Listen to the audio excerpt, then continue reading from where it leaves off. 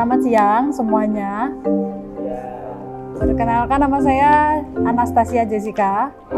Teman-teman bisa memanggil saya Bu Jessica.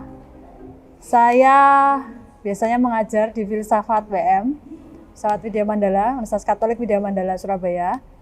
Kantor saya bukan di WM yang ini, yang dekat sini bukan. Bukan yang di Dinoyo, tapi yang di Pakuwon City. Bukan Pakuwon City Barat loh ya. Pakuwon City yang timur. Nah, hari ini saya dapat bagian untuk mengisi Agora tentang pemikirannya Simone de Beauvoir. Agak susah ya, dia orang Prancis, tulisannya Simone de Beauvoir gitu ya, susah ya. Tapi sebenarnya yang Simone-nya itu dibaca Simon aja biasa, terus de biasa, terus de Beauvoir-nya itu B-nya biasa, AU itu dibaca O, Debo, terus Foir ya, Foirnya itu dibaca Wah. Jadi Simone de Beauvoir. Agak Simone de Beauvoir. Ya, baik. Nah, hari ini saya akan membawakan salah satu tema, itu tentang feminisme eksistensial. Barangkali ini jarang ya kita dengar, bahkan untuk orang-orang yang bukan teman-teman SMA pun mungkin juga jarang mendengar ini. Oleh karena itu, sebelum masuk ke inti pemikiran, mungkin kenalan dulu ya, siapa tadi aku udah kenalan, ini Edric ya. Edric, Brian, terus Jason, Beatrice, J, oke. Belakangnya J? Siapa? Frey, lalu Alex. Oke. Nah, teman-teman, sebelum kita masuk ke inti pemikiran, kita mau sedikit ini ya, sedikit apa ya, permainan ya mungkin ya, bukan permainan juga sih sebenarnya. Tapi silakan teman-teman mengambil satu sticky note, masing-masing satu. Warna tidak menentukan, nggak berarti apa-apa warnanya. Pokoknya satu diambil semuanya, pokoknya ambil satu-satu. Baik, silakan teman-teman memikirkan dan menuliskan apa atau siapa itu perempuan menurut teman-teman. Jadi pertanyaannya bisa apa itu perempuan, atau ya siapa itu perempuan. Terserah. Saya kasih waktu berapa ya? 5 menit kali ya. Cukup ya 5 menit ya. Gak usah panjang-panjang, jangan bikin karangan ya, jangan bikin esai. Cukup satu kalimat misalnya. Perempuan adalah apa itu perempuan. 5 menit ya.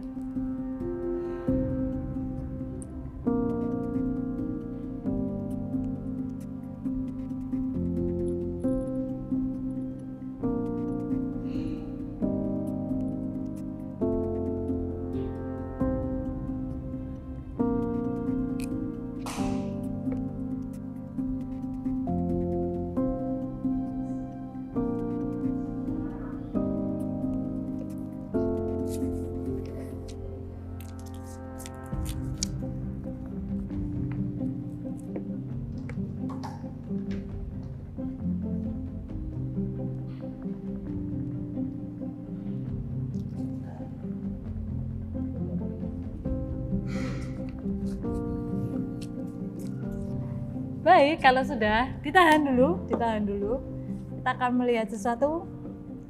Setelah itu, ya, jadi saya memperkenalkan ada 2 perbedaan ya. Jadi dalam pembicaraan mengenai isu-isu tentang perempuan, ini tuh 2 hal pokok yang harus diketahui. Tanpa ini kita akan sulit bicara tentang isu-isu perempuan. Enggak ada hubungannya sama yang kalian tulis. Nah, ada 2 pembedaan. Yang pertama itu namanya seks, yang kedua adalah gender. Jadi seks di sini itu maksudnya adalah jenis kelamin. Itu ya. Jenis kelamin ini perbedaan perempuan dan laki-laki. yang didasarkan atas perbedaan biologis. Misalnya nih, perempuan punya payudara, perempuan punya rahim, laki-laki punya penis, laki-laki punya jakun. Itu namanya pembedaan seks. Paham ya? Biologis, nggak bisa dipertukarkan. Oke, paham dulu ya. Ini bawaan biologis alamiah. Kalau kamu tadi bilang kromosom, ya ini dia masuk ke sini, seks ini. Sedangkan gender itu adalah ya itu bentukan masyarakat. Itu bentukan sosial. Misalnya seperti apa? Misalnya dikatakan, oh perempuan itu lemah lembut. Oh perempuan itu apa? Mudi, gampang berubah moodnya. Laki-laki itu rasional, laki-laki itu kuat. Tapi ada enggak perempuan yang rasional? Banyak juga ya. Ada enggak laki-laki yang mudi? Ada ya? Ada enggak perempuan yang kuat? Atlet angkat besi misalnya, itu mungkin jauh lebih kuat daripada laki-laki ya. Ada juga laki-laki yang lemah gitu ya. Itu artinya itu sifat, yang itu adalah bentukan sosial. Itu bentukan masyarakat. Satu komunitas dengan komunitas yang lain bisa berbeda. Paham ya?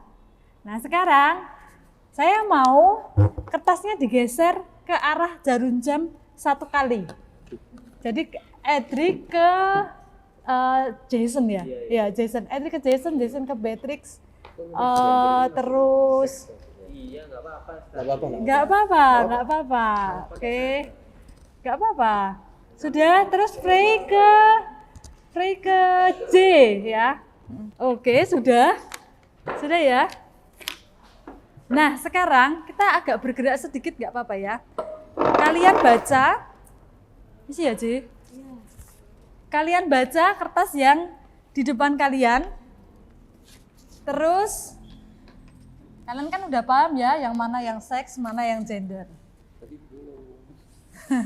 Ya kan?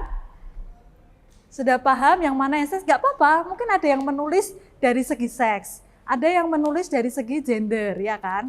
Kalian sudah baca, punya teman kalian masing-masing. Sekarang silahkan dikelompokkan. Yang menurut kalian itu adalah pembedaan seks, bisa ditaruh di sebelah sini ya, kanan nih saya tulis seks. Lalu yang kalian merasa oh ini pembedaan gender nih, itu ditulis ditempel di sebelah sini. Oke, di sini.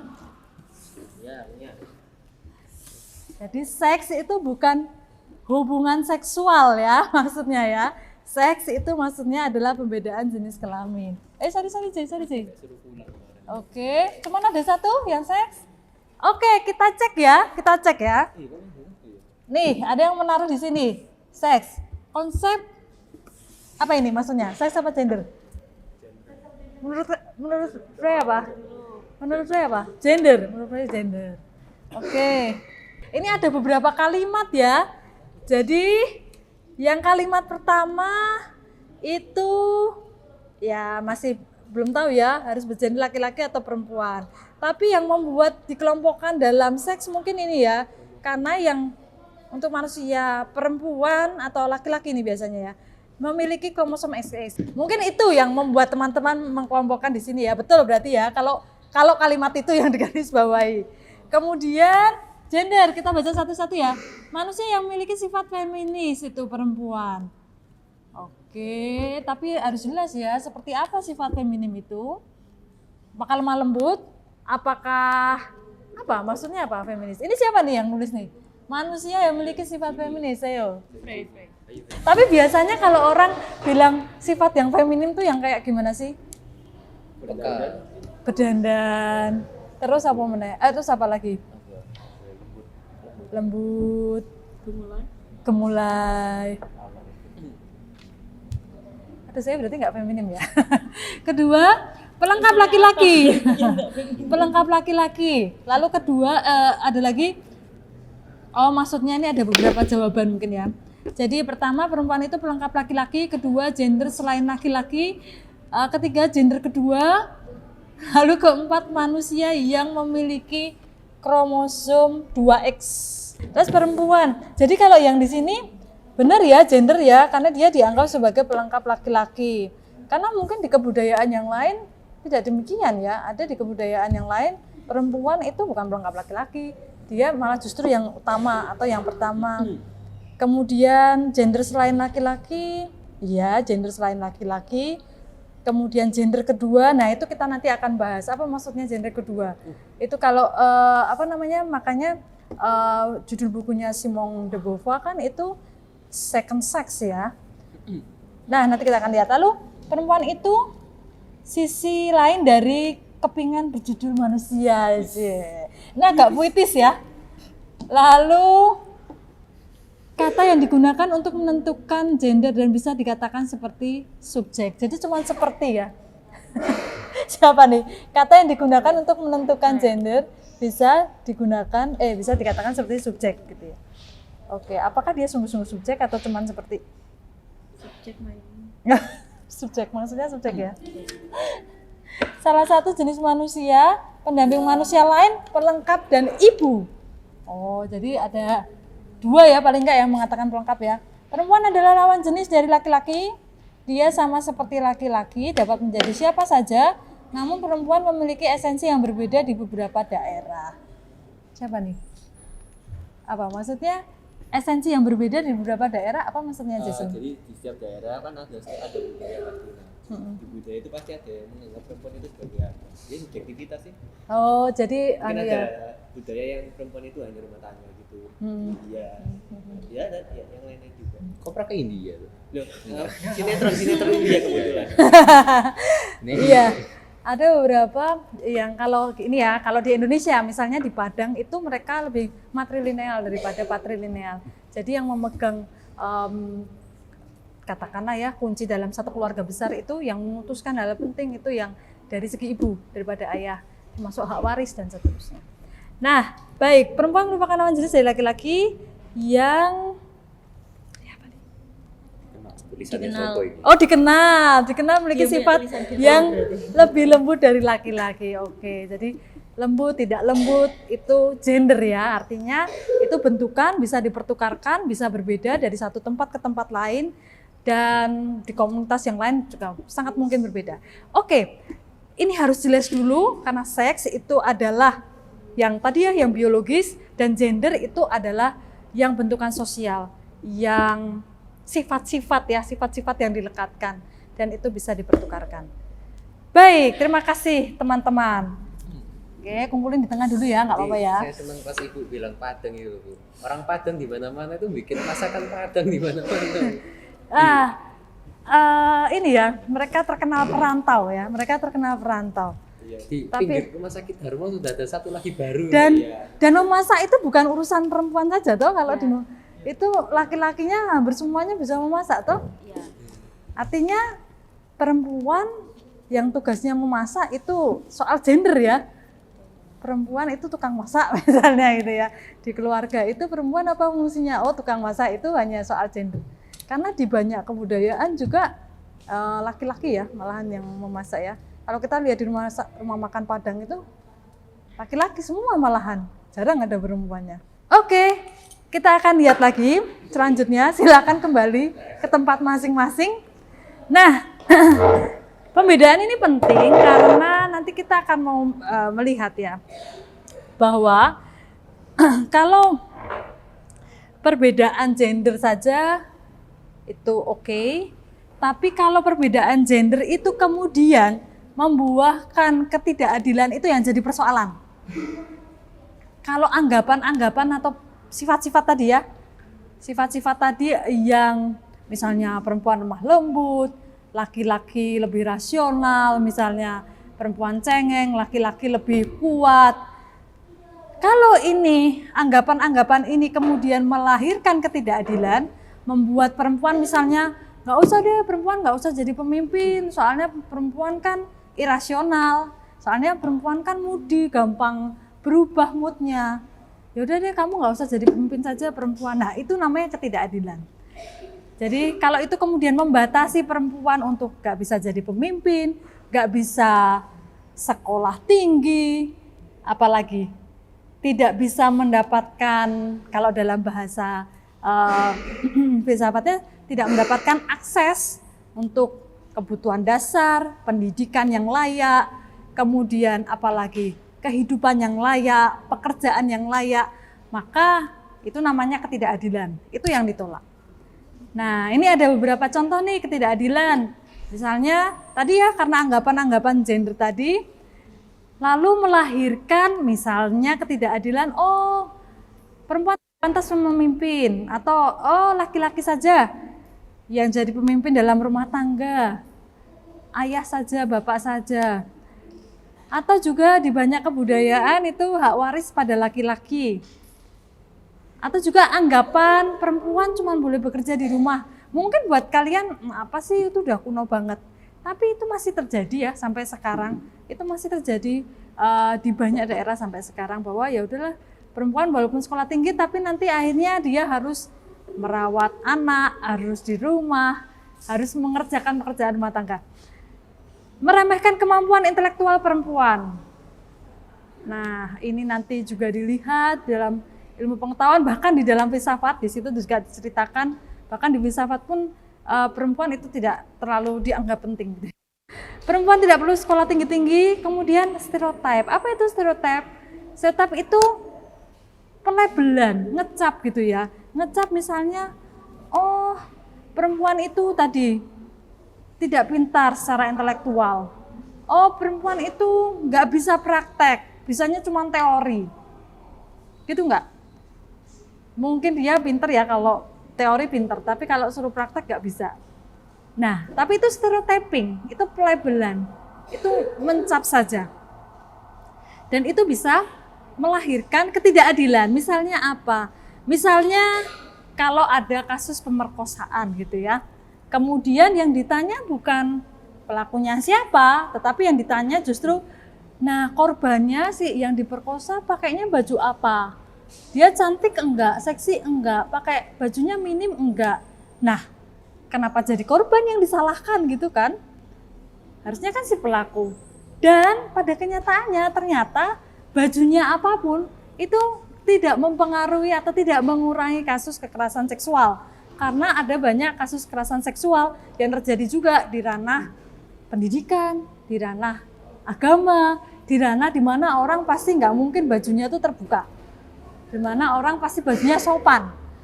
Nah, itu mungkin terjadi. Maka harusnya yang dilihat bukan korbannya pakai baju apa, tapi yang harus dilihat ya gimana sih pelakunya kok bisa melakukan pemerkosaan. Kemudian juga nanti ada yang namanya beban kerja ganda. Itu maksudnya adalah kalau perempuan walaupun sudah kerja di luar rumah ya, seperti saya udah mengajar misalnya, nanti di rumah saya tetap harus bertanggung jawab kalau nggak ada pembantu ya. Saya harus tetap bertanggung jawab nyuci piring, bersih-bersih, merawat anak. Tapi laki-laki coba lihat, kalau laki-laki sudah kerja di luar, di kantor, dia pulang gimana? Ada tanggung jawab nggak?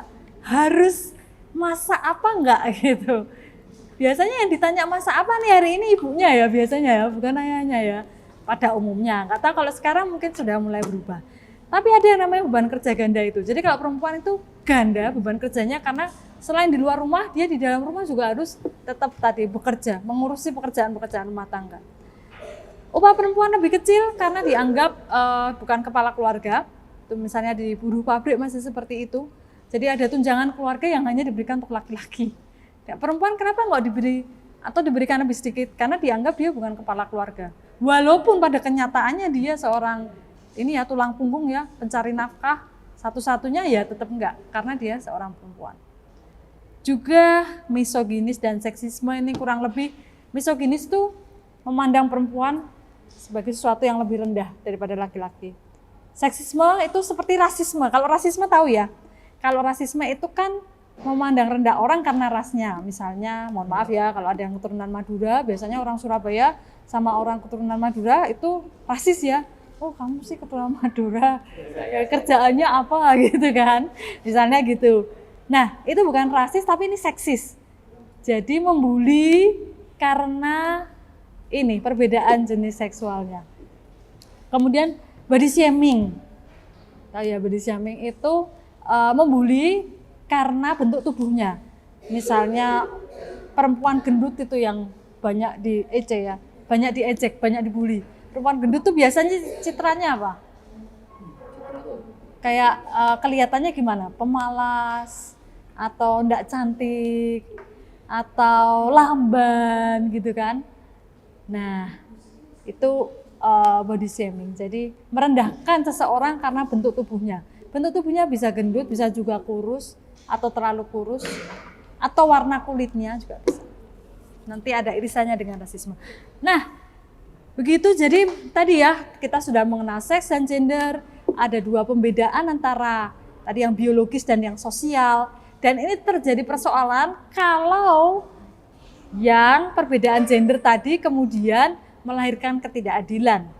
Nah, di situ ada gambar piramida, ada gambar segitiga itu ya, piramid itu ya. Misalnya gini, kenapa sih cewek tersinggung banget? Ini kan cuman bercanda gitu ya. Misalnya ada candaan, dulu saya pernah tanya, atau biasanya kalau anak SMP atau SMA tanya, ukuran bra kamu berapa? Misalnya gitu ya. Terus yang ceweknya marah kan, terus mungkin yang cowoknya akan bilang, kenapa sih kok marah? Saya kan cuma bercanda, kayak gitu. Nah, candaan ini atau jokes ini namanya jokes seksis, yang itu sebenarnya bahayanya sangat besar. Kita lihat di yang piramida yang lapisan pertama ya. Awalnya cuma jokes yang seksis tadi, tapi kemudian itu menjadi pintu buat kekerasan yang lebih besar.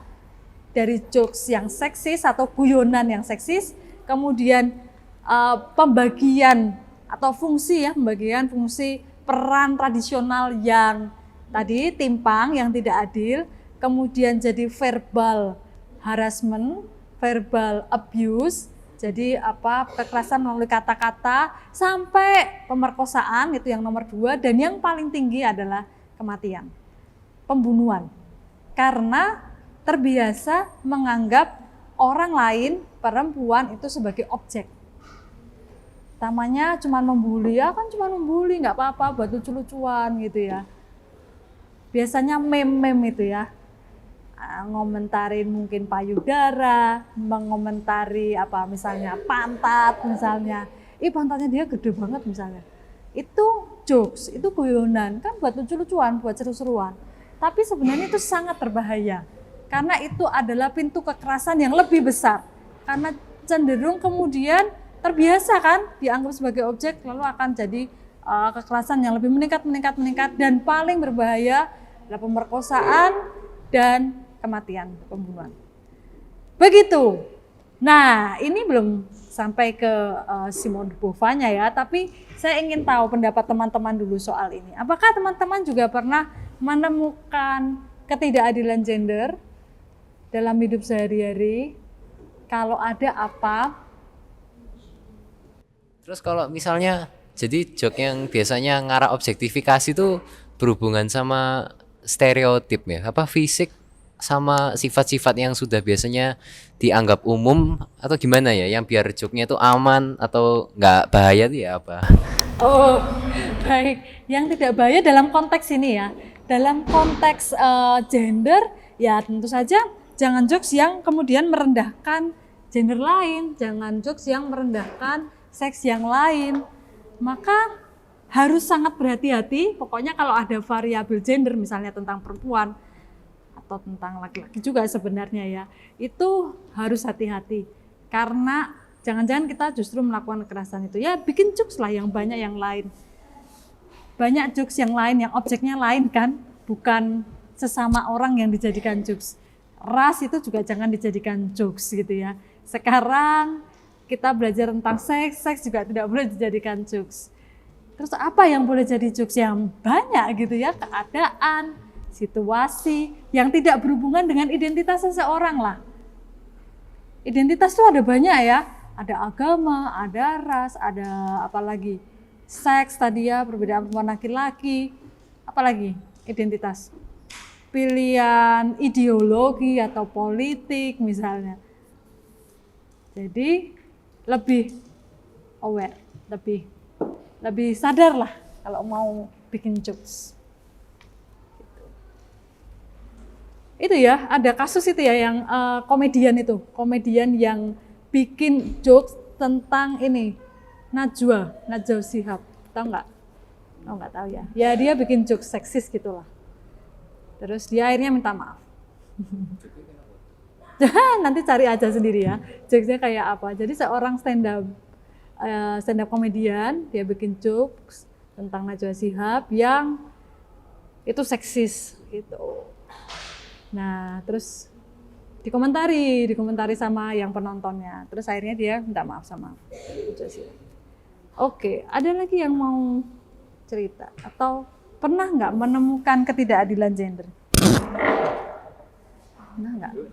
Ya, silakan Jason. Saya pernah menemukan ketidakadilan gender itu waktu itu mau beli minuman Kiranti, Bu. Nggak tahu kenapa ya, kok teman-teman saya malah ngejek saya ya, Bu. Padahal kan Kiranti setahu saya itu jamu ya, Bu. Dan itu pernah diuji coba sama YouTuber lain dan diminum aman, Bu. Cuman nggak tahu ya, kok saya sebagai laki-laki kok malah diejek ya, Bu, waktu mau minum Kiranti, Bu. Kan padahal saya nganggapnya itu jamu, Bu. Nah, itu contoh yang bagus bahwa gini, ketidakadilan gender tadi yang jadi korban itu tidak selalu perempuan, tapi bahkan laki-laki pun itu bisa jadi korban. Kalau kemarin Pak Krisma kan memberi judulnya perempuan disarang patriarki gitu ya. Nah, apa itu patriarki? Ya, patriarki itu sebenarnya kurang lebih adalah budaya yang memberikan hak istimewa atau privilege kepada laki-laki. Laki-laki yang boleh memimpin, laki-laki yang boleh memutuskan, laki-laki yang ya pokoknya semuanya laki-laki yang lebih bagus itu laki-laki yang lebih rasional. Nah, sebenarnya budaya patriarki kayak gini itu bukan hanya tidak menguntungkan untuk perempuan, tetapi juga laki-laki. Misalnya tadi kamu, Kiranti kan sebenarnya jamu kunir asem ya sebenarnya ya, yang itu bisa diminum siapa saja. Kenapa saya jadi terus malu ya? Karena kalau aku mau beli itu atau minum itu, atau misalnya saya disuruh ibu saya atau pacar saya lagi haid, terus saya mau belikan pad menstruasi, apa namanya kayak ya yang buat buat menstruasi. Pad yang buat menstruasi itu kalau cowok yang beli malu ya, atau diliatin orang, ya diliatin orang, atau dikomentari sama orang gitu ya. Nah, jadi yang kita lawan sih sebenarnya bukan kemudian perempuan melawan laki-laki, bukan gitu loh ya. Bukan kemudian kita benci laki, enggak. Kita tidak benci laki-laki. Sama, perempuan dan laki-laki sama. Setara. Yang kita lawan adalah budaya patriarkinya. Budaya yang memberikan privilege atau hak istimewa hanya pada salah satu seks tadi, yaitu laki-laki. Kita juga tidak bermaksud kemudian perempuan kemudian mengungguli laki-laki, enggak juga begitu, gitu ya. Tetapi kita mau membuat ini jadi setara antara perempuan dan laki-laki. Karena budaya patriarki ini tidak hanya merugikan, tadi ya contohnya perempuan, tapi juga laki-laki. Contoh yang lain, budaya patriarki yang membuat laki-laki itu malah rugi. Misalnya, di dalam budaya patriarki karena laki-laki itu terbiasa dilihat sebagai yang lebih unggul ya. Tapi suatu saat kalau kita ketemu pasangan, belum tentu pasangan kita itu, kalau kamu laki-laki ya, belum tentu perempuan pasanganmu itu gajinya lebih rendah daripada kamu. Belum tentu kamu tuh lebih sukses daripada pasanganmu yang perempuan itu. Nah, dalam masyarakat biasanya kalau yang lebih sukses itu yang perempuan, katakanlah saya S3, tapi suami saya SMA, lulusan SMA misalnya. Jadi bergunjingan nggak tuh di masyarakat? Jadi bergunjingan ya. Saya gajinya 1 bulan katakanlah 10 juta. Gajinya suami saya UMR 4,5 juta misalnya. Jadi bergunjingan nggak tuh di antara keluarga misalnya? Atau malah suami saya nggak bekerja, tapi saya bekerja di luar rumah. Jadi bergunjingan ya di keluarga ya.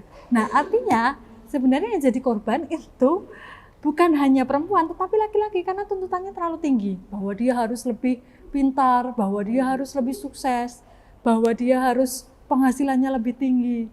Nah harusnya nggak seperti itu gitu ya. Bahwa ada laki-laki yang lebih suka tinggal di rumah, yang mengerjakan pekerjaan rumah tangga, memasak, mencuci, merawat gitu ya. Ada perempuan yang dia lebih suka bekerja di ranah publik dan nggak masalah harusnya. Gitu kan? Yang penting kan fungsi keluarganya jalan. Ada yang mengerjakan di dalam rumah, ada yang mengerjakan di luar rumah. Nah, itu maksudnya. Baik, saya akan sedikit masuk ya ke Simone de Beauvoir. Jadi itu adalah, ini belum masuk ya, udah lama banget tapi baru masuk sekarang ya. Karena konsep-konsep tadi sangat penting untuk memahami Simone de Beauvoir ini. Jadi Simone de Beauvoir ini perintis feminisme eksistensial dan ya dia memberi kesetaraan gender, kemudian juga menginspirasi banyak generasi feminis sesudahnya. Jadi pada mulanya dia berarti lahirnya awal abad 20 ya. Di Paris, Prancis. Lalu dari kecil tuh dia udah tertarik pada sastra dan filsafat. Jadi sudah sering membaca karya sastra dan filsafat. Kemudian di usia ya remaja ya mungkin ya 17 tahun dia sudah masuk ke Institut Bahasa dan Sastra. Lalu awalnya dia deket ya sama ayahnya juga yang ngasih bacaan-bacaan sastra dan filsafat. Tapi kemudian hubungannya renggang dengan ayahnya karena ayahnya menjodohkan dia. Dan itu adalah lazim gitu ya pada zamannya dia. Pada zamannya de Beauvoir ini lazim perempuan itu dijodohkan oleh keluarganya dengan anaknya keluarganya siapa yang lebih kaya mungkin lebih bagus status sosialnya. Tapi de Beauvoir nggak mau. De Beauvoir nggak mau terus dia kuliah dan lulus ujian menjadi guru filsafat di usia 21 tahun dan ada ujiannya gitu ya di Prancis itu sangat kompetitif, susah gitulah. Tapi dia lolos dan dia menjadi salah satu guru termuda, satu-satunya guru perempuan gitu ya, dan guru termuda filsafat pada masa itu. Lalu di École Normale itu dia bertemu dengan yang namanya filosof yang namanya nih Jean-Paul Sartre. Nah, lalu si Sartre ini dia pemikirannya eksistensialis. Nanti saya akan jelaskan apa itu eksistensialis gitu ya. Lalu mereka dekat, si Sartre dan si de Beauvoir ini dekat dan mereka saling bertukar pikiran, makanya saling mempengaruhi pemikirannya. Nah, tadi kan disebut eksistensialisme. Jadi apa sih eksistensialisme? De Beauvoir itu katanya terpengaruh Sartre. Nah, eksistensialisme itu kurang lebih sih seperti ini, bahwa hidupnya manusia itu dibentuk oleh pilihan-pilihannya. Jadi dia tidak ditentukan misalnya, oh kamu esensimu adalah A, adalah B, adalah C, esensimu adalah pendampingnya laki-laki misalnya. Oh esensimu adalah karena kamu laki-laki adalah pencari nafkah misalnya. Enggak seperti itu. Tetapi kalau menurut eksistensialisme ya, hidup itu pilihan. Hidup itu kita adalah apa yang kita pilih, kurang lebih gitu. Kalau sekarang kamu milih duduk di sini, mendengarkan kelas filsafat, ya itulah eksistensimu. Bahwa kamu kemudian mengetahui konsep-konsep yang tidak diketahui orang lain, ya itulah eksistensimu, itu berkat pilihanmu. Berkat pilihanmu. Walaupun mungkin ada yang dipaksa ya, tapi bahwa kamu mau menuruti paksaan itu pilihanmu, itu yang membentuk kamu. Bahwa kamu sekolah di sini, kamu memfokuskan diri pada hal X, hal Y, hal Z, memilih ekstra X, Y, atau Z, itu adalah pilihanmu. Dan itu yang membentuk hidupmu. Dan kamu bertanggung jawab atas pilihanmu itu. Gitu ya, kurang lebih ya. Eksistensialisme seperti itu. Jadi bukan kamu ditentukan orang lain, bukan. Bukan kamu ditentukan guru. Bukan kamu ditentukan orang tua, bukan kamu ditentukan agama, tapi kamu yang punya pilihan, kamu yang akan tanggung jawab, bukan mereka. Oke, itu dasarnya eksistensialisme. Nah, nanti akan dikaitkan dengan ini ya, ketidakadilan gender. Nah, buku yang kita bahas, The Second Sex, ini adalah bukunya de Beauvoir yang paling terkenal. Jadi tesis utamanya kurang lebih seperti ini, atau pernyataan utamanya seperti ini. Bahwa perempuan selama ini berada di dalam relasi penindasan laki-laki karena si perempuan ini dianggap sebagai the other, yang lain, yang lian. Bahkan dia bukan, kalau tadi ada yang menulis ya, Perempuan adalah pendamping laki-laki. Dia bahkan bukan pendampingnya juga. Dia sesuatu yang lain gitulah. Kayak kamu ngelihat objek, masih mending lah kalau objek ini tuh yang lain, sesuatu yang nggak berelasi sama subjek tadi. Kurang lebih seperti itu. Itulah akar dari penindasan tadi. Kenapa sih kok, mungkin ada yang berpikir ya, kenapa kok yang ditindas kok perempuan bukan yang laki-laki gitu ya. Nah, Simone de Beauvoir itu menyingkapkan nanti melalui penelitiannya dari segi bahasa, dari segi biologis, dari segi antropologis. Itu ternyata perempuan tadi dilihat sebagai the other ini. Perempuan dilihat sebagai lian. Itu sebenarnya sama seperti kalau kolonialisme, penjajahan. Belanda misalnya terhadap Indonesia. Belanda melihat pribumi bukan siapa-siapa kan, dianggap inferior, tidak berpendidikan, tidak beradab gitu kan. Nah, sama seperti itu. Kenapa kok ada penindasan terhadap perempuan? Ya karena perempuan dianggap sebagai yang inferior tadi. Baik. Nah, apa itu the other? Apa itu yang lian? Nah, yang lian atau sosok yang lain. Jadi kenapa kok ada sosok ini? Jadi kalau di dalam filsafat, misalnya filsafatnya Hegel ya, itu gini. Subjek itu bereksistensi karena ada objek, ya nggak sih? Kita bisa nyebut subjek kalau ada objek gitu kan, kurang lebih seperti itu ya. Nah sama, si laki-laki ini pengen jadi subjek, maka harus ada yang lain, harus ada objek. Itu sebenarnya sama sih kayak kalau di film gitu loh. Kalau di film itu biar tokohnya, biar karakternya itu kelihatan heroik, yang paling heroik, yang paling ganteng, paling kuat, itu harus ada tokoh yang jahat, harus ada tokoh yang jelek, harus ada tokoh yang nggak baik lah pokoknya. Jadi kamu kalau pengen kelihatan ganteng, kamu harus di sebelahnya temanmu yang kira-kira kurang ganteng gitu ya. Nah, dua perbedaan ini contoh, anekdot saja. Dua perbedaan ini sebenarnya mau mengatakan bahwa kalau dia mau menjadi subjek harus ada orang lain yang dianggap sebagai objek agar dirinya itu menjadi subjek. Nah, ini menurut de Beauvoir ini menjadi akar dari penindasan terhadap perempuan. Yang kategori yang lain dibutuhkan untuk tadi ya biar saya jadi subjek. Gitu kan. Nah, de Beauvoir mulai dari pertanyaan, kalau kalian baca teksnya, dia mulai dari pertanyaan apa itu perempuan gitu ya. Lalu dia menyingkapkan mitos-mitos terhadap perempuan. Perempuan selalu dinasehati untuk berlaku sebagaimana perempuan. Oh, kamu perempuan, nggak boleh manjat-manjat gitu kan.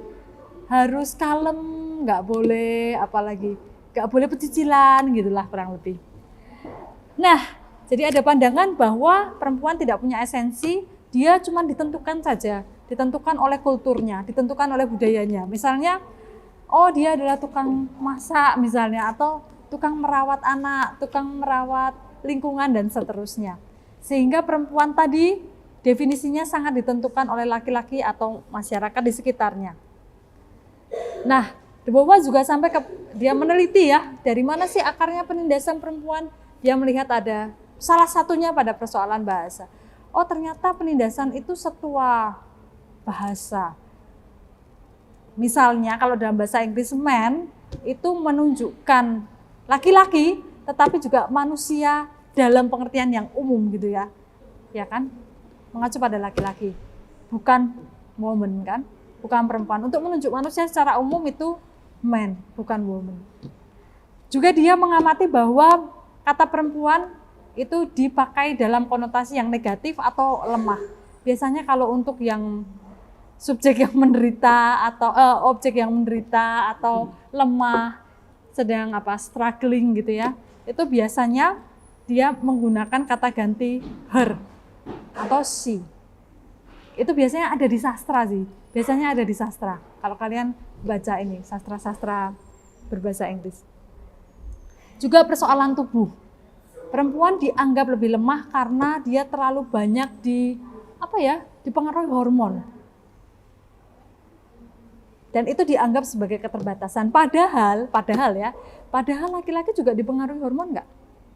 Iya dong, laki-laki juga dipengaruhi hormon dong tubuhnya. Nggak mungkin enggak kan? Kalau perempuan itu progesteron ya, betul ya. Yang anak IPA nih progesteron. Kalau yang cowok apa testosteron ya. Dua-duanya punya hormon kan, dan tubuh kan selalu terpengaruhi oleh hormon itu. Nah, di situ Debova menyingkapkan. Tubuh perempuan dianggap sebagai beban penjara, sedangkan tubuh laki-laki ya normal saja, bisa menjalin hubungannya normal dengan dunia luar. Lalu juga ada banyak pandangan negatif dalam ilmu pengetahuan dan filsafat.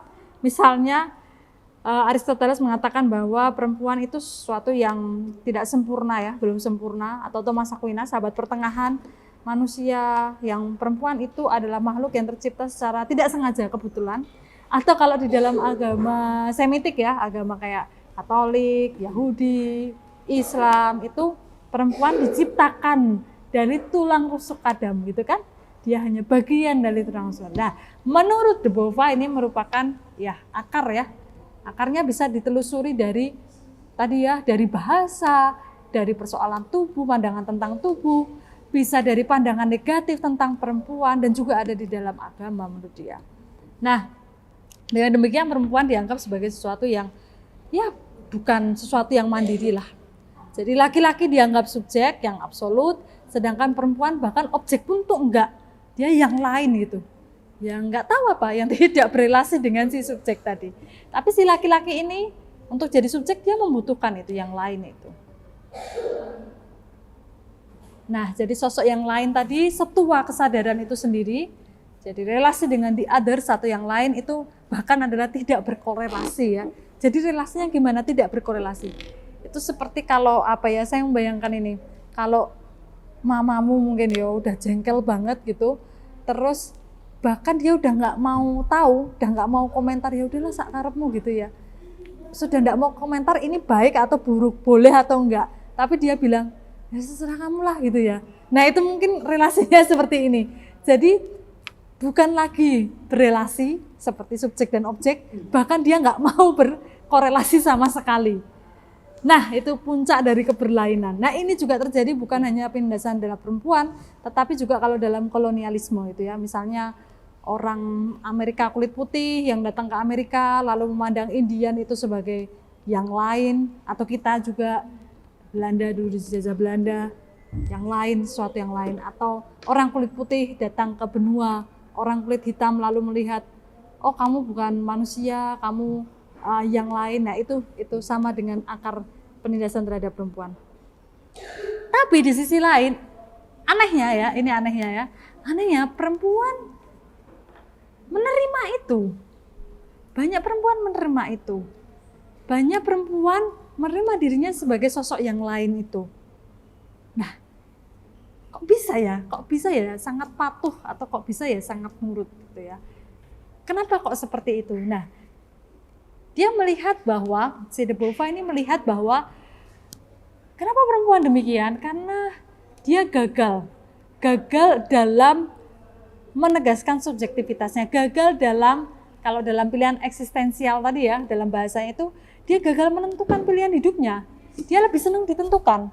Coba orang yang selalu ditentukan, orang yang selalu manut, katakanlah misalnya pasangan gitu ya, pacaran cowok cewek, yang cowoknya ya gitu ya, yang cowoknya itu bucin banget gitulah misalnya, yang cowoknya bucin banget, selalu ditentukan sama yang ceweknya. Ini ya, ini kebalikan ya. Atau sebaliknya, yang ceweknya bucin banget selalu tentukan lah cowok. Pada suatu ketika kalau dia pisah, karena biasanya itu makan, ya udah deh terserah kamu, mau kemana nih, ya udah deh terserah kamu, tiba-tiba pisah, bingung nggak? Bingung nggak tuh? Waduh, aku mau makan apa ya? Aku mau pakai baju apa ya? Aku mau kemana ya? Gitu kan? Atau anak dan orang tua yang selalu ditentukan orang tuanya terus. Bingung ya? Lama-kelamaan ya. Nah, ketika demikian, dia kemudian merasa nyaman kan, karena nggak pernah mikir, karena pilihannya selalu ditentukan terus. Nah, ada orang-orang tertentu, bahkan mungkin banyak gitu ya, yang mereka merasa nyaman, nggak memilih tuh nyaman, karena nggak perlu mikir, nggak perlu bertanggung jawab. Nah, menurut Debova, inilah orang yang gagal untuk merealisasikan subjektivitasnya. Nah, gimana caranya biar setara? Ya biar setara si Lian ini tadi, yang lain di other, si perempuan ya harus mau dong ambil tanggung jawab. Dia harus mau ambil resiko. Dia harus mau bekerja. Susah ya. Lebih enak mana nih? Di rumah nungguin aja, terus dibayar, atau dipenuhilah segala sesuatunya, atau bekerja. Bekerja kan harus keluar rumah, harus mikir juga gitu ya. Tapi kalau mau mandiri ya harus bekerja. Kalau mau mandiri harus mendapatkan uang sendiri ya, mandiri secara finansial gitu ya. Nah, menurut De Beauvoir ya, dia harus berani mengambil keputusan, itu sih intinya. Harus mau meninggalkan keuntungan-keuntungan yang diberikan laki-laki tadi. Harus mau mengambil resiko. Juga hal yang lain yang ditegaskan adalah identitas perempuan dan identitas laki-laki juga ya sebenarnya. Itu bukan hal yang udah jadi, yang udah sekali, oh ya udah laki-laki adalah tadi ya pencari nafkah, oh perempuan adalah pendamping laki-laki. Ini bukan hal yang fix, yang jadi, tapi ini sesuatu yang berubah terus-menerus. Ini masih bisa dirubah, ini masih dalam proses terus, dalam proses menjadi terus kalau dalam bahasa filsafatnya. Nah, misalnya juga identitas perempuan adalah milik laki-laki, itu juga sesuatu yang harus dirubah. Dia bukan sesuatu yang sudah final gitu ya, sudah selesai, tidak bisa diapa-apakan lagi. Tetapi ini sesuatu yang bisa dirubah. Itu juga digarisbawahi bahwa identitas itu selalu berubah, selalu dinamis. Nah, De Beauvoir bilang seorang perempuan ya, itu bukan terlahir sebagai perempuan, tetapi dia selalu menjadi perempuan. One is not born, but rather becomes a woman. Jadi dia bukan sebagai perempuan, lahir sebagai perempuan. Maksudnya apa? Lahir sebagai perempuan, ya sudah, selesai. Identitasnya, ya sudah sebagai perempuan. Tapi kalau menjadi perempuan, dalam perjalanan hidupnya, itu masih ditentukan. Nah, tinggal gimana nih? Dia mau ditentukan sama masyarakatnya, sama budaya patriarkis tadi, atau dia mau menentukan pilihannya sendiri. Atau dia mau menentukan pilihan sendiri. Nah, itulah mengapa ada ini ya, ada quote ini. Jadi masih dalam proses yang menjadi terus-menerus. Jadi ini ya, etika eksistensialis, ini yang terakhir deh kayaknya. Meneladani bahwa manusia itu stagnan, ide-ide tentang identitas, yang kebahagiaan itu cuma stagnan. Dan asumsinya adalah manusia ya, baik laki-laki perempuan itu otonom, bebas, merdeka, mereka bisa milih, mereka bisa bertanggung jawab. Nah, perempuan itu juga sama, dia seorang makhluk yang bebas, otonom seperti manusia lain, dan dia bisa menentukan dirinya, dia menentukan pilihan-pilihannya, tidak dibatasi dalam hal tadi ya, misalnya pendidikan, nggak boleh pendidikan tinggi-tinggi, pekerjaan, jenis pekerjaan apa, kenapa kok kalau sekretaris kebanyakan perempuan, masih gitu nggak? Kalau di OSIS misalnya, atau di sekolah, sekretaris biasanya masih perempuan, nggak sekretaris kelas misalnya. Ya, nah itu juga sebenarnya bisa berbeda ya. Sekretaris kenapa nggak juga laki-laki, dan ketua kenapa juga nggak perempuan? Kak ketua perempuan udah banyak kayak ya, ketua kelas perempuan udah banyak mungkin ya. Soalnya lebih rajin ya mungkin ya. Tapi kenapa nggak sekretaris itu juga laki-laki? Jadi ini identitas ya, identitas masih berubah, masih dinamis. Baik laki-laki maupun perempuan itu bebas dan otonom, dan dia bisa menentukan pilihan-pilihannya. Kurang lebih seperti itu. Ini istilah-istilah ya mungkin yang teman-teman tidak tahu. Juga kalau ada istilah yang tidak tahu, silakan ditanyakan. Ada yang mau ditanyakan atau komentar, boleh komentar. Atau apa yang menarik deh, apa yang menarik? Eksistensialis banget. Eksistensialis bangetnya gimana? Itu jadi kan sama kayak eksistensialisme kan bisa memilih untuk memilih diri sendiri. Nah ini bisa memilih identitas sendiri. Ya, bahwa kita itu tadi ya, kamu senang dengan itu tadi ya, bahwa ya ini pilihanku. Ini ya itu sangat eksistensialis memang. Eksistensialis kalau di filsafat tuh dipertarungkan ya, berhadapan-hadapan dengan yang namanya esensialis. Kalau esensialis itu esensi lebih dulu, baru eksistensi. Manusia pada dasarnya adalah makhluk ciptaan Tuhan, misalnya gitu ya. Itu esensialis. Tapi kalau eksistensialis dia mencari, walaupun nanti hasilnya sama, oh bahwa kita tuh tidak bisa hidup sendiri. Bahwa kita tuh ada yang mengatur. Misalnya kesimpulannya sama, tapi dihasilkan dari pengalaman-pengalaman hidupnya, dihasilkan dari pilihan-pilihannya. Jadi hidup kita itu ya pilihan kita. Kamu nanti mau kuliah apa, kamu main sama siapa, hari ini kamu pakai baju apa, hari ini kamu mau ngapain, hari ini kamu duduk di sini mendengarkan kuliah filsafat, hari ini kamu habis ini mau ngapain, ya itu hidup kalian, itu pilihan kalian. Jadi kalian bertanggung jawab atas itu. Dan itu yang akan membentuk kalian berapa hari, berapa minggu, berapa tahun ke depan dan seterusnya. Nah, perempuan juga begitu. Kalau dia mau keluar dari penindasan, ya dia harus bisa menegaskan subjektivitasnya, harus mau mengambil resiko. Walaupun ditentukan, ada ya orang yang suka ditentukan ya, enak kan, nggak usah mikir kan, semua sudah dipenuhi. Tapi tidak ada kemandirian di situ, tidak bisa menentukan sikapnya sendiri. Baik, ada yang mau tanyakan mungkin dari teman-teman? Oh, silakan. Sebelumnya nama saya Dikto. Aku mau nanya, tadi Ibu kan sempat bilang bahwa de Beauvoir itu mengatakan kalau misalnya memang mau ada kesamaan, mau ada kesetaraan antara laki-laki dan perempuan, maka perempuan juga harus mau memikul beban yang sama seperti laki-laki, memiliki beban yang setara dengan laki-laki, serta privilege-nya juga. Jadi privilege-nya laki-laki dimiliki sama perempuan, tapi bebannya laki-laki juga akan dimiliki sama perempuan. Pertanyaanku, kok yang sekarang diperjuangkan feminis-feminis malah melenceng jauh ya? Malah mereka memperjuangkan hak-hak atau privilege-privilege tertentu dari laki-laki, meminta kesamaan-kesamaan atau kesetaraan di titik-titik tertentu, tanpa mau menghilangkan privilege mereka sebagai perempuan sebelumnya. Kurang lebih gitu, Bu. Oke, baik. Terima kasih atas pertanyaannya. Jadi kalau misalnya privilege laki-laki dimiliki oleh perempuan, berarti udah nggak privilege dong. Namanya privilege itu kan nggak istimewa ya. Jadi kalau privilege laki-laki dimiliki juga oleh mau jadi privilege perempuan, ya itu kemudian menjadi setara. Itu lalu ada hal yang lain lagi yang mau saya klarifikasi. Setara itu nggak selalu berarti sama, gitu ya. Misalnya apa? Misalnya, ya dong, berarti perempuan juga harus sama. Laki-laki kan nggak ada cuti hamil, harusnya perempuan juga nggak ada cuti hamil dong. Misalnya kayak gitu, itu kebacut ya kalau bahasa Jawa Timurannya ya, Surabayaannya ya. Nah, itu sama. Laki-laki nggak ada cuti hamil, perempuan nggak ada cuti hamil dong. Nah, tidak demikian juga gitu ya, tidak demikian juga.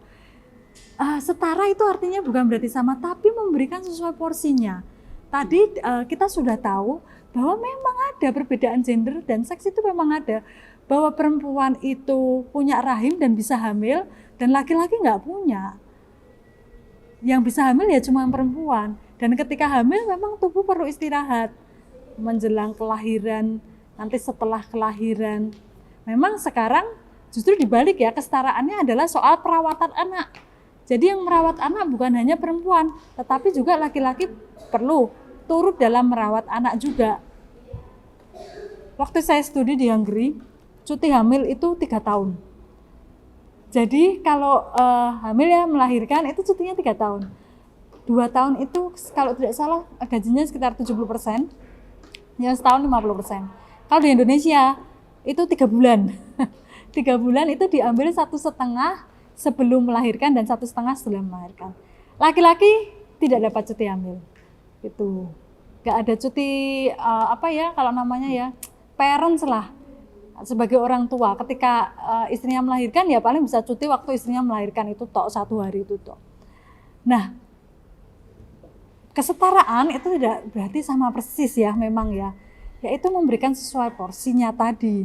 Kalau kita malah sama persis, bisa jadi malah nggak adil kemudian, bisa jadi malah menjadi ketidakadilan baru malahan. Maka ya kita harus lihat ya contohnya apa, kita harus tahu kasusnya. Yang tadi katanya perempuan dia mau mendapatkan hak istimewa tertentu tapi tidak mau mengerjakan hal-hal yang dikerjakan oleh laki, apa itu contoh praktisnya tuh apa, contoh kasuistiknya tuh apa, kita harus lihat betul-betul gitu maksudnya, sehingga kita tahu, sehingga bisa memutuskan nih yang setara yang seperti apa. Begitu sih. Saya juga tidak sepakat kemudian perempuan menjadi dikasihani gitu ya. Ya tidak juga, perempuan juga tidak mau dikasihani juga gitu ya. Apakah berarti kalau misalkan kalau sekarang, ayo sekarang bersih-bersih gitu ya. Apakah berarti kalau yang perempuan nggak boleh angkut-angkut kursi gitu karena feminisme gitu? Ya enggak juga ya, sejauh dia secara fisik mampu kenapa enggak gitu ya. Laki-laki juga demikian kan, sejauh kalian mampu secara fisik kenapa enggak. Tapi kalau misalnya itu sudah di luar kemampuan fisik, misalnya ngangkat meja ini sendirian ya berat gitu ya, laki-laki juga sama, dia juga nggak bisa, harus bareng-bareng. Kurang lebih seperti itu. Ada lagi, mungkin ada lagi. Boleh cerita, boleh tanya. Kayak cara berpikir eksistensialis tuh lumayan membebaskan. Soalnya selama ini kan seringnya saya ini mikirnya tuh bukan nggak ngena ya, selalu muter terus. Jadi kalau setiap kali punya pikiran tuh jadi akhirnya lah pikiran ini kan karena dulu kayak gini, terus dulu belajarnya gini, nanti akhirnya muter lagi, kayak pikiran tuh nggak akan bebas karena pasti terpengaruh dari luar. Jadi pikiran dari dalam diri sendiri tuh nggak ada. Kalau eksistensialis tuh kayaknya kok apa ya, lebih optimis ya seolah-olah. Ya dia sangat optimis, walaupun ada derajat-derajat tertentu juga ya, ada model eksistensialis yang semuanya itu dari internal ya, dunia dalam batin kita, dalam pilihan-pilihan pribadi kita.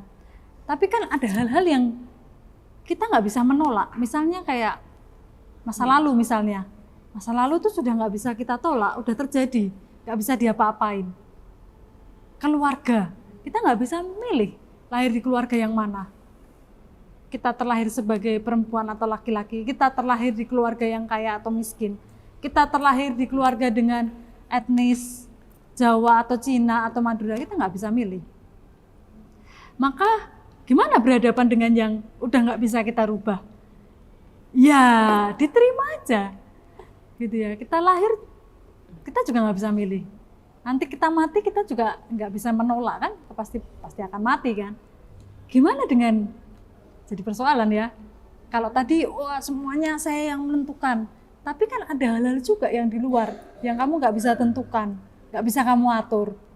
Terus gimana? Ya udah, ya gimana lagi, ya dirangkul aja. Ya memang seperti itu hidup, gitu ya.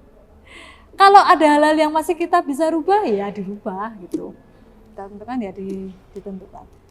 Tapi kalau misalnya tadi ya, terutama lahir, mati, kemudian lahir di keluarga apa. Tapi kalau misalkan hal-hal yang kita bisa menentukan sebenarnya, pekerjaan nanti kalau kalian sudah besar, lalu juga pendidikan. Ya itu mungkin kalau kalian, saya nggak tahu deh, kalian diberi kebebasan nggak untuk memilih nanti mau kuliah apa gitu. Diberi kebebasan ya, di mana mau kuliah apa, berteman dengan siapa. Nah itu pilihan-pilihan kalian. Gitu.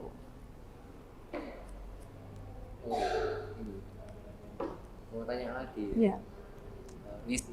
Jadi kan ada yang nggak bisa diubah. Tapi nanti kan misalnya kalau ada orang yang berpikir kayak gitu, misalnya sesuatu yang harusnya bisa lebih baik, tapi mereka mikirnya kayak gitu. Jadi misalnya kayak tadi itu kayak pasrah kan terhadap cara berpikir yang lian-lian itu ya. Itu gimana ya?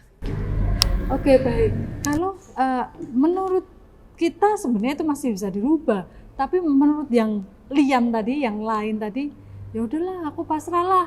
Posisiku memang seperti ini udah nggak bisa dirubah. Terus gimana gitu ya?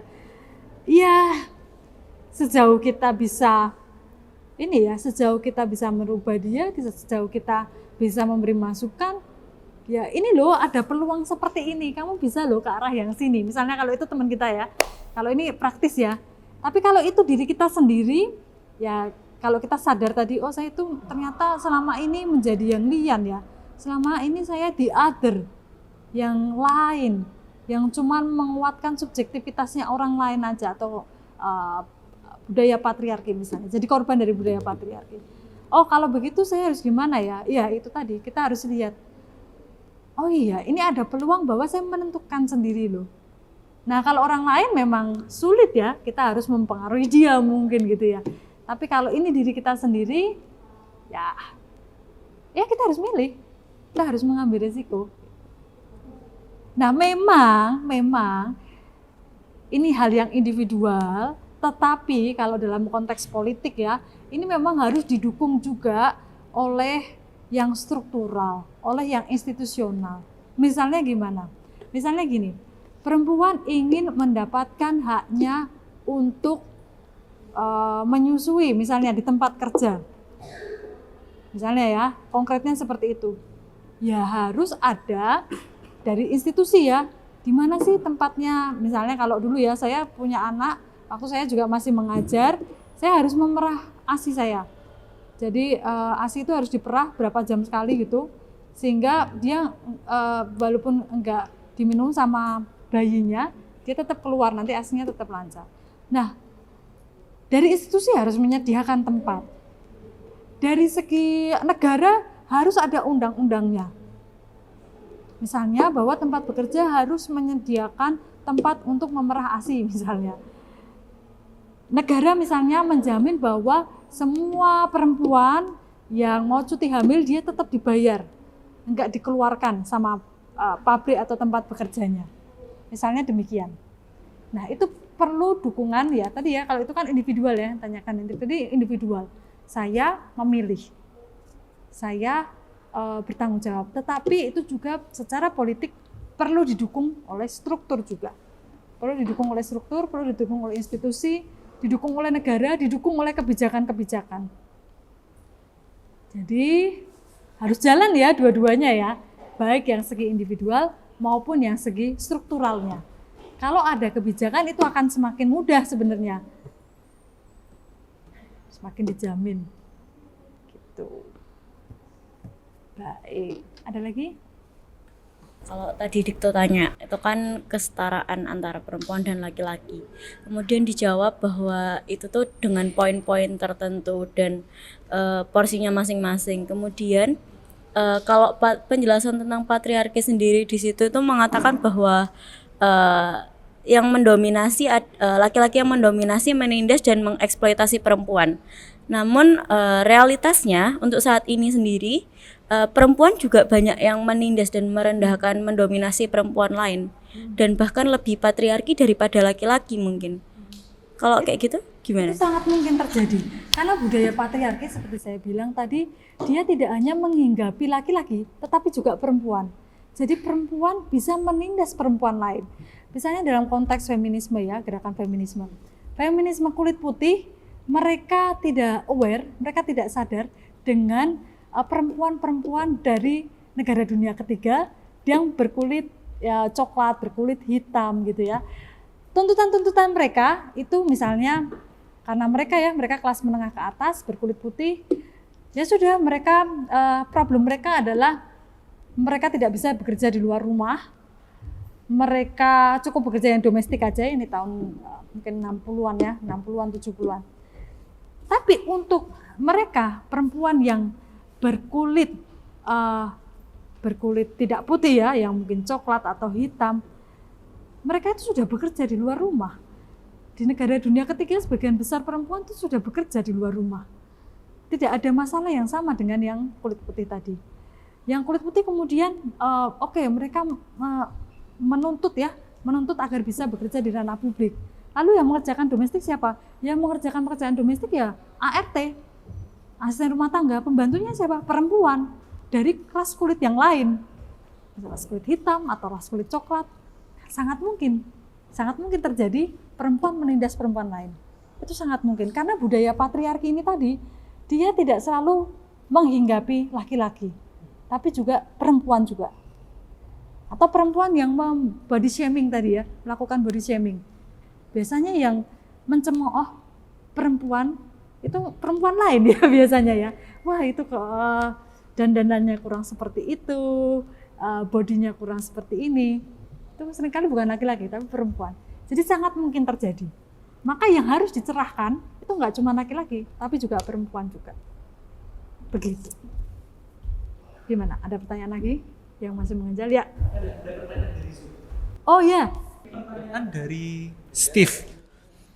Gender yang menurut beberapa orang adalah suatu fluktuatif.